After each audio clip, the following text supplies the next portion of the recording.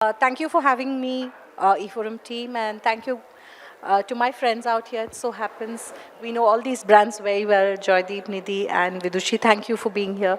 Um, it's very interesting topic when I saw it because non-linear, in my mind, I was like, when was anything linear? Right? I think what was linear to me 30 years back was the way we addressed media. Consumer was never linear because they didn't think that way. So when this topic came up, I was reflecting about what exactly do we address the non-linear part as, And interestingly, the first thing that came to my mind is the way we consume products as consumers, not as brand marketeers. I was looking like a consumer.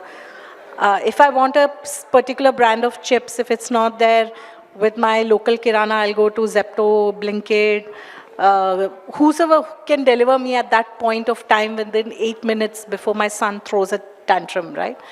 Now, that to me is clearly non-linear, but different category plays it out very differently, right? And each category, each brand has a certain DNA in which how we approach. This question is for all three of you. I think we have today lesser speakers, so we can all chat up a bit more on this.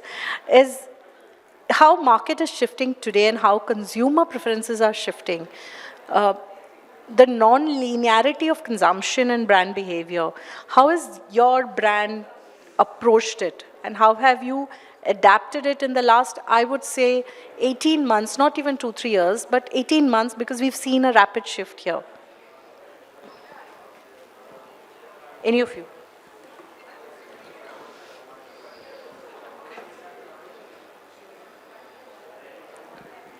Do you want this? So.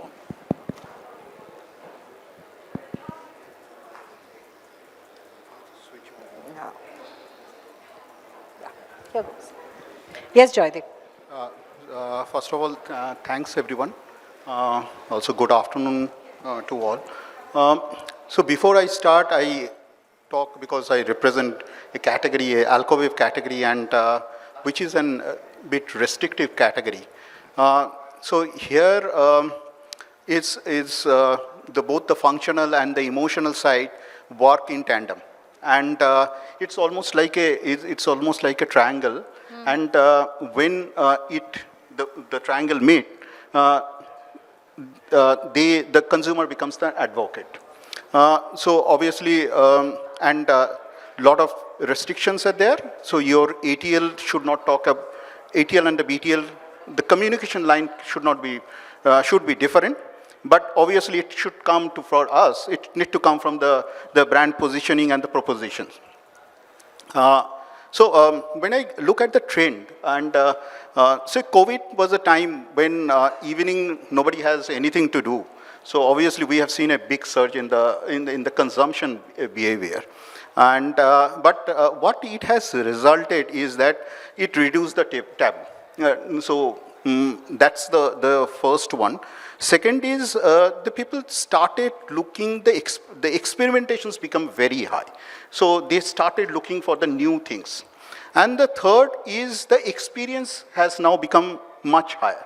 So these are the few things which is shifted. And obviously, and the shift is happening very quickly. And the fourth is that the third space. So earlier, the consumptions used to happen majorly in the restaurants or in clubs. So, but now it's also the third space, and the home has become the big space of the consumption. So, to all these things, I think the way also the way we try to address and using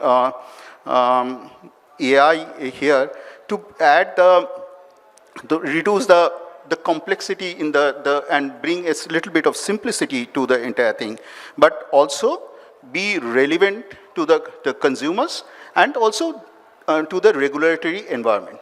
So two major actions which we have taken, and as one thing is obviously because of the behavioral change, and the consumption change, the pattern, the sales pattern has completely changed. So all SKUs, all the products, it becomes very difficult for us to address. So we introduced a tool which is called D-Star, which is an AI-based tool, which throws back the data so on the availability, and it helps us to increase has helped increase the productivity. So from the conversions data point, so it has increased from 20% to 40%. So that's the one area definitely we have looked. And also the second is that the media fragmentations, that behavior has also come into play in a big way. For that, again, to use, also we are using AI very strongly, both in terms of the BTL and ATL, and this been measured by ROI on the both the front. Wonderful to hear that, how a ripple effect on the impact on consumer habit change has brought in a business model shift also.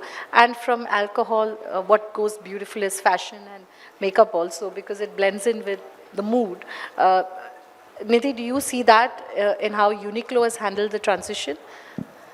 Preeti, if I look at fashion and how it has evolved over the years, I think one thing that has happened is democratization of fashion. Right? Earlier, fashion was only, like, you'd only be inspired by some Bollywood actors and, so on. There was this limited ways of only also knowing and understanding fashion. I think democratization, especially with like social media, so much digital, like democratization of fashion has made fashion accessible as well as equal for all players, right?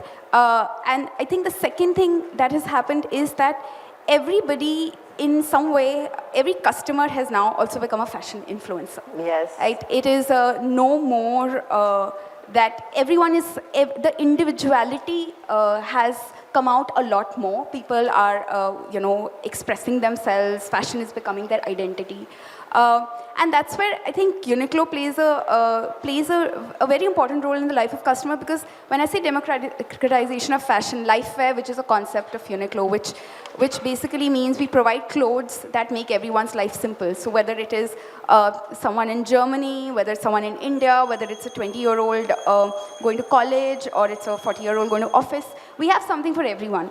And this all has fueled by a lot of insights which we have got from customers, right? So national insights, international insights, which is where we are also using tools to understand what is the voice of customer throughout the world, and then see that how we can provide the same kind of experience to customers, whether they are in, no matter what part of the country. Yeah, that I've seen, because I remember when UNIQLO was launched in India, I've shopped before in, say, Southeast Asia market.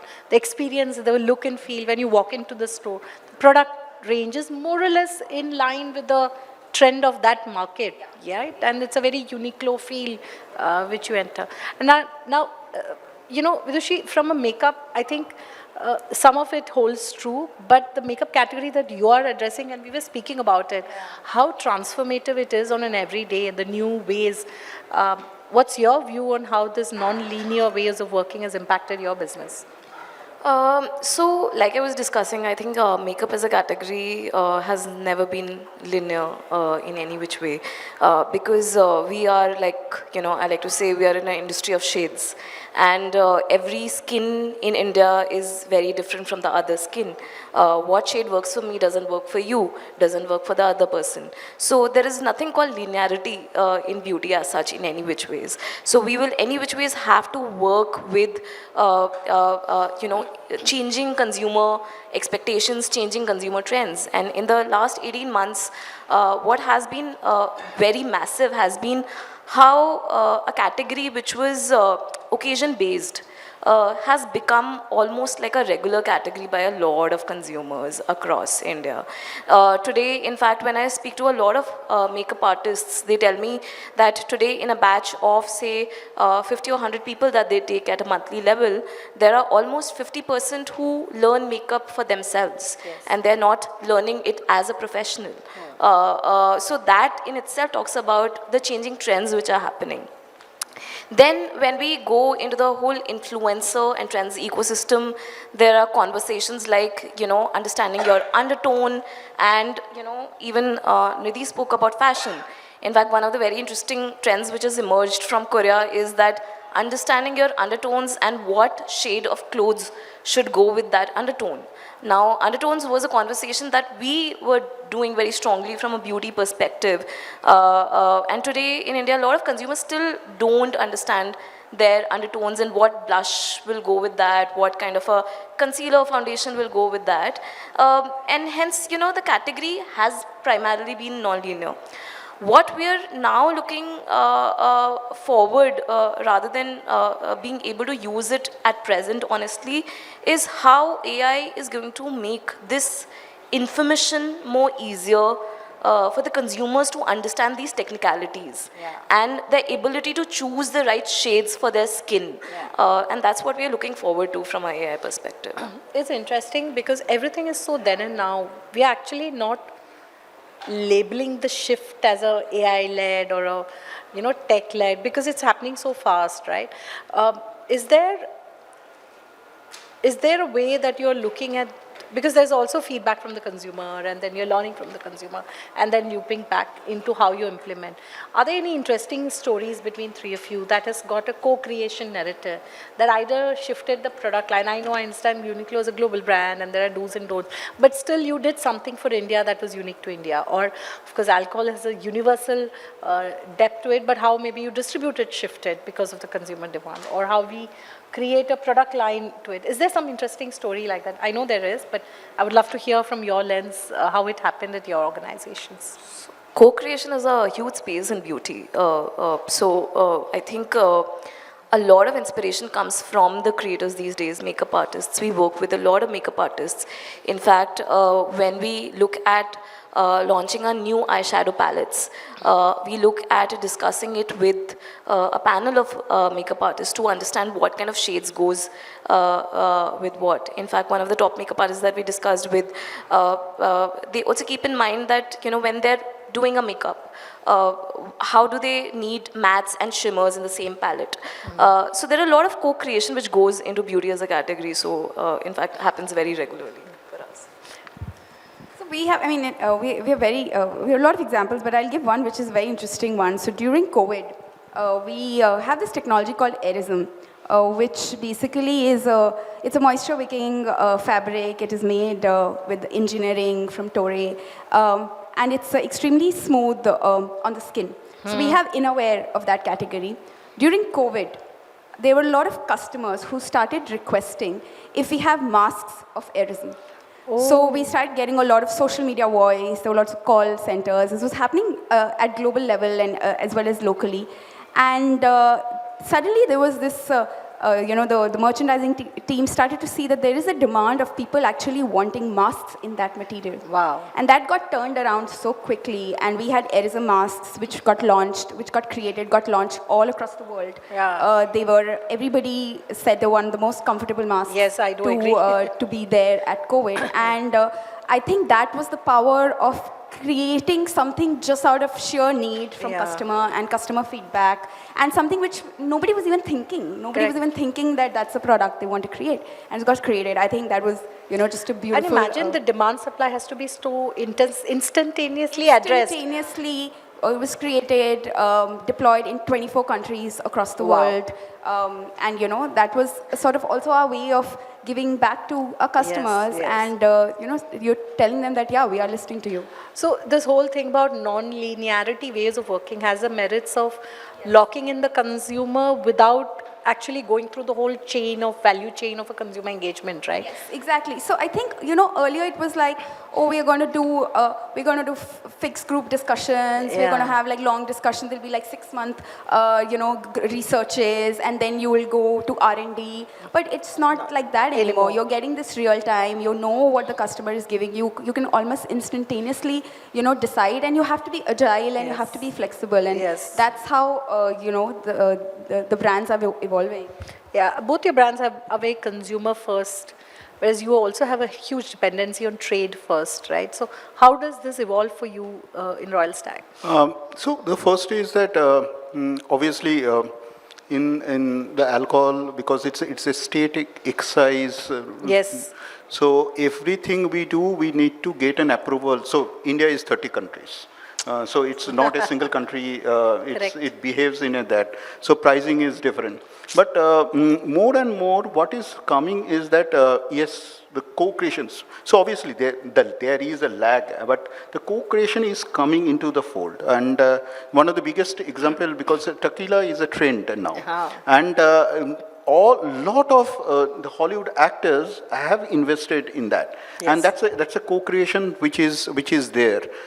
Even for us, we just launched something, a transparent or a white. So the scotches are always a little bit brownish in color. A white Scotch whiskey, and with Ferrari, collaborations with Ferrari. So. So co-creation is coming, but obviously it will come in a much slower phase because of the restrictions. But where the co-creations come in a very big way is because for us the experience is a big thing, and there, for example, we do a property called boombox. So it's a mix of hip hop and melody coming together.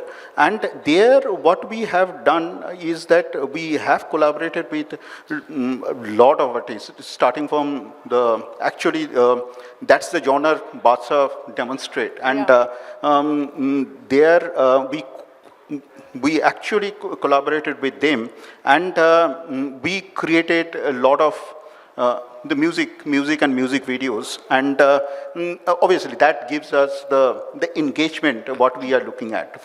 So the brand in a different life stages, for us the objectives are different. Understood. So if it's in more in the maturity or in that stage, then the considerations becomes more, and hence all these platforms, these passion points becomes more important for us. Interesting. And obviously this changes some of our marketing language, right? Because of the non-linearity of how we work. And if a merchandising team is ready to bring in, completely new line, or how we address the consumer, or how makeup artists define the palettes of a shade or whatever. But how does iterative innovation then sit in this whole plan of action, and how does the marketing value system of each organization adapt to it? Because sometimes some things are non-negotiable for an organization, right? And when there is an iterative innovation, it tests the limits. Did you see any of that because of this AI and consumer shifts happening in the recent times? Okay. One thing definitely, which is the first and foremost, if you look at the searches in AI, so in 2025, the biggest search is the therapy. Therapy and personal development these are the two biggest searches are there. So lot of things is in the consumer psychology, and obviously we are using this in terms of the positioning exercise. Definitely this been used. Apart from that, You mean to say alcohol is therapeutic value? So obviously it's a great companion to have so there is a big solo drinking also happens. So is shopping and so is beauty, by the way. Apart from that, I think some distillery in Sweden has tried to, so it has basically, if I look at 4 stage gates for an innovation process. And so it obviously you need to have the consumer insight, then you have the design, development, and then deployment. So this is how it.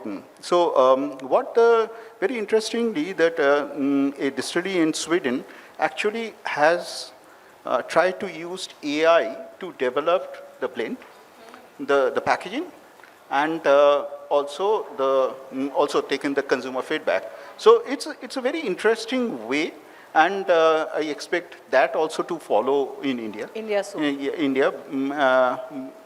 But yes, India always the struggle becomes because of the large Scale. it's the scale, that becomes the issue, but definitely it will come to India also. Yes. Because I think in the last 3-4 years, we've seen a lot of innovation in the alcohol space by default of the consumer choices. They're traveling more. I think wine as a concept has boomeranged. So has occasions where you will huddle to have connoisseur drinks, right? So these are all becoming a big thing. Yeah, I'm looking forward to seeing that in India too. Nidhi, Vidushi, do you see such a iterative innovation process coming in soon for us? So, I think what's happening is the customers are becoming more and more intelligent. And they are becoming more intelligent, hence they're becoming more demanding, and hence even they are always looking for something new, something innovative. How AI can be used to reflect on product innovation, I think, is something which all the brands are looking at and trying. But definitely, I think where it is helping is to get us information or at least trends, so that can be a start point as to how we change and innovate things. And just to give an example, we have something called the down jacket, and it does use down feathers. And now there is a big sensibility where customers don't want to use down feather, they want something sustainable. And we got a lot of this feedback, and again, voices. We're always scouring through customer voice. We have a tool which is called Voice of Customers, which keeps scouring through this information. And we realized that this is becoming a concern, and we changed our jackets from having down to to have other fabric.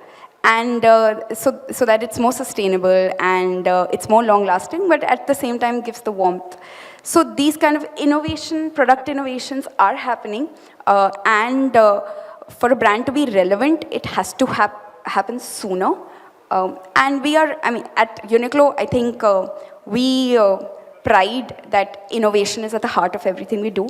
Product innovation, we are not a brand on trends. We are not a brand about fast fashion. We are a brand on giving you best clothing and how we can keep improving it. Yes. Like we have a heat tech version which has come, which has now cashmere in it, which is even warmer. Yes. So it keeps changing. It keeps every year the same product. How can we make it better? And the only way to make that better is if we can hear the customer voice. And that's our constant endeavor. And that's where AI is helping us. That how can we get these voices as quickly as possible. Interesting. So how I'm reading this is that for marketers earlier, if there were focus group discussions to basically understand what the consumers need or what are the trends like or what is it that consumers want these days.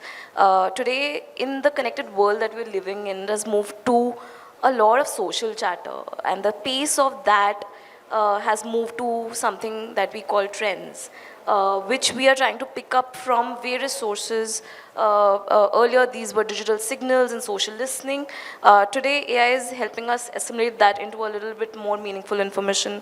So that's in a way become, at least for us, a feedback mechanism that we've already integrated into our system when we are building the products or when we are even taking in the feedback. So for example, social listening or understanding what the influencer ecosystem is talking all about in beauty. Which shades are they talking about? Which format are they talking about? So for example, a few months back, mousse format in lipstick became like a massive thing, and we were like very quick, we were like, okay, we need a mousse lipstick out there. And now in a month's time, that mousse lipstick is coming out for us. Last year we were discussing about that during this October-November period, glitter range becomes like a massive thing for consumers to pick up. And hence, formats like glitter lipstick and glitter eyeshadows became a launch of a calendar this year. So I feel it's a continuous part, and the frameworks have for the brands also changed accordingly, now keeping that in mind. It's very interesting because anyway, my next question is for you. What I also observe is a lot of so-called film stars, celebrities having their own beauty line, you know, it's a tricky space then to enter and then make it more authentic. And how do you then handle authentic advocacy? Because as a customer, I'm seeing Tapsi Pannu, Katrina Kaif, and who's not in the beauty line, right? But the consumer also comes to you saying, I want this, this, this. How do you distill the authentic advocacy converted into a real product line to the co-creation journey? Because you're not using a celebrity who's, you're using the celebrity as a brand endorser, not the owner. Very interesting question. When I think about it, actually, to be true, the younger consumers that we're talking about are actually much more smarter than that. And when we see a lot of new beauty brands in the system, they are now co-creating and building the lines with the actual KOLs in the space. So, so for example, celebrity makeup artists, you know, you're collaborating with them. We see a lot of skincare brands also collaborating with, so for example, dermat brands collaborating with actual dermats to build the lines, to bring in that credibility of the products in their lines. In beauty also that is the case, wherein while for us, for a lot of other brands, we've been using celebrities to build aspiration, to build how you know, this product line will go and be perceived by the masses.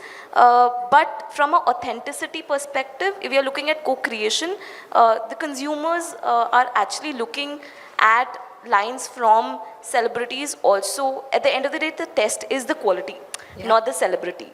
So if the quality is not great, if the shades are not great, they eventually go won't out. do. Yeah. And that's where some of the celeb brands are just burning money big dying. time. How interesting. Vidhi, to you, how does, you spoke about how you're looking at consumer trends and globally also how you're adapting to that. How would you respond to some of the rapid fashion trends, considering how youth moves, right? And how do you build that community and foster that habit formation, considering you have an app ecosystem, you have a shop floor, your reach is beyond the metros in which you are, right? There is a fan following beyond where the store is because of the app. So how do you build that, bridge that gap? So, for us, we are, like I said, for us the concept is very simple, you know, say it's a life fair, it's a very simple philosophy of how we want to make people's lives better with clothes. And one of the things then becomes very integral to us is community building and how do we connect with the community. And when I say community is that even if the product is the same, and you may get the same in the US and same in India, how you tie back to the community of India is going to be obviously very different. And one of the initiatives that we always take is when we are going to, say, a new city, we tie up with a lot of local community within that. So a chef, a fitness instructor, or like we just did this with Bangalore. We launched in Bangalore in August. And we did a tie-up with a chef there, with a fitness instructor, with a mental advocate, about what is life for them and what is life fair for them, right? And that was the way to sort of localize our product to the community. The other very interesting initiative we have, which is called a UTME collaboration, where we actually collaborate with the local artists from India, and we have their designs on our t-shirts, which are available at our stores. So, you know, and this is a continuous collection that we do with different designers. So that is the way we try to keep that local connect, you know, with the people of the country, while at the same time, the product quality is something that is, you know, remains the same and is a standard. Yeah, that's interesting because so from local connect, Joydeep, to hyper personalization, is that a relevant journey in your consumer segment today, and how are you addressing it? Yeah. Okay. So I'm talking about very used case. so I also look after a brand called Royal Stag, which is one of the biggest brand, and they are partner to ICC. So when we were doing the last year's World Cup, so 2024, the World Cup. So so Royal Stag is all about success, and is important, and it's also important for us to give that that experience to with the consumer. Obviously we also have the brand ambassadors. We have Rohit as one of our brand ambassadors, and Jasprit and Surya there. We carved out something for the consumers, that okay, what is larger than life experience, so they can get and go to the field. So just before the match, they can go see the players practicing. But it's a limited one. So how the challenge was how it can be more personalized, and we can go into across India. So we have done something called a billion films. It gives an opportunity, opportunity where you take the photograph, and you becomes, so AI generate the film, and so you becomes the part of that entire this thing. And it's one of the, obviously ITC has done and we have done. Yeah. And that this was also part of the Cannes thing. Yes. And it gave a huge response. So there was a download of more than 500,000 downloads were there. In our fan community, there was an additional, I think some 50K sign-ups are there. So in the long term, it helps the brand, and also it also gives that personalization. So it becomes a tool for us now. Yes. So wherever we do, so we use AI and AR in a, so with even AR also is something which gives a huge experience. Yes. And we use both the tool very strongly, because for a mass brand to use something to give a personalized effort. Yes, it's a tough one. Because recently, for example, we have done something with with some of the celebrities. So we generated and given the greetings also to during the Diwali time. So Nice. it's a personalized greetings for Understood. Wonderful. Interesting to hear different perspectives, but how AI and journeys are blending. My last question, I know you're looking at me. My last question for all of you, one by one, if you could actually give some advice which is beyond survival to thriving in a, like a confluence of AI, technology, human connection, everything coming together, brand, consumer, what would be that recommendation that will define a brand's success? Yes, please, Joydeep. I think one word if I use is adaptability, and if I dissect that adaptability into this thing is one is definitely the innovations or reorganizations, and one you should stay relevant, and also reorganize and responsive. So if I say it's the 3 R's are the mantras for adaptability. Wonderful. Nidhi. So I feel for any brand, innovation has always been imperative. It's the reason why some brands survive and some brands don't. The only thing, and now we have the advantage of AI. So the challenge for all marketers, for all business leaders would be how we can use this AI to the best advantage and create narratives, create connection, create stories with the customers, which eventually leads to loyalty, right? That's what, so who is able to, like Joydeep mentioned, who's able to adapt, who is able to connect, and who's able to finally execute it is what is going most to, important. that's what's Interesting. going to win. So adaptability, connect, executability. I think for me, it's the balance. I think just using AI for the sake of AI shouldn't be the end game. It's still coming up, it's still developing, and we should aim for using it for the right things and with the right balance, because too much of it's not going to cut it, Yes. and using it in the right way is probably the way to go, possibly. Wonderful, because what I'm also hearing you say that it's a great enabler, it's not the be-all, end-all. Listen to your consumer, AI is just helping me listen faster and then act on product quicker and become a smarter brand engagement journey with the consumer. So on that note, thank you so much for that insightful narratives, and thank you for having us.